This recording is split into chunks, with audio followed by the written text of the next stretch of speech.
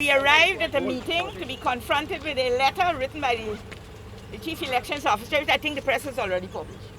He said he didn't understand, and he's seeking to quote CCJ judgment and misquoting CCJ judgment. So, and they had this long story and discussions, but as usual, he got his backers and stuff. After all the confusion, the decision was taken that the chairman would go and write him further to say that what he's asking for doesn't have any relevance to what she asked him for. He noted it, that it can be heard by the High Court, and that he would have to do the report as per her two instructions, now a third one.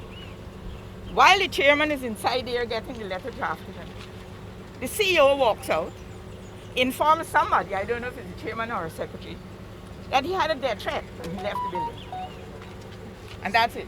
When will the commission meet again, Ms. Tomorrow at 11. Shadick, does all the commissioners have an understanding of what the chairman is seeking from the CEO? Yes, they can all decide to say otherwise, but everybody understood what she left to do.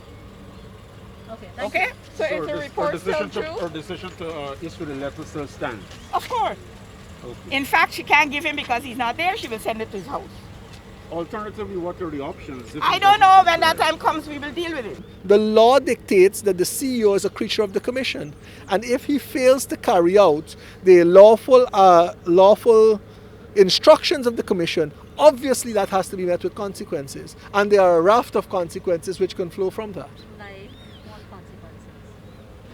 If you're an employer, and the employment laws cater for that, as are several employment practices, if you fail to carry out, like I said, there are many disciplinary actions that can be taken.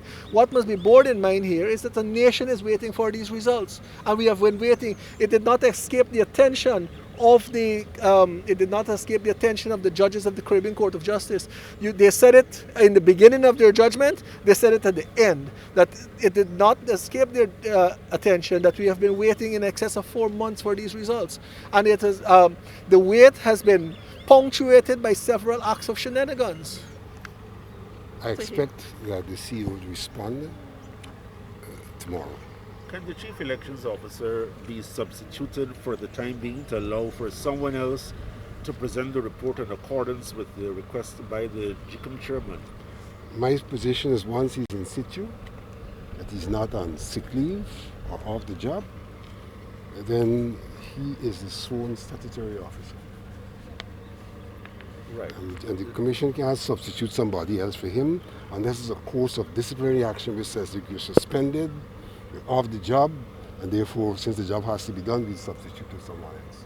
What's the basis for your position?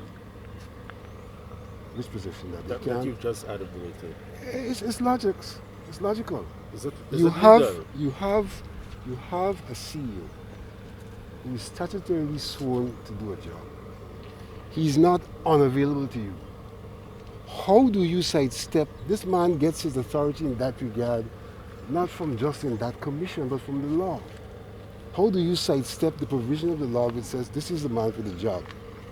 Because you want somebody else to do it. But if he refuses to comply with the decision by the If commission? he refuses to comply with the decision of the commission, then you have to go to another action.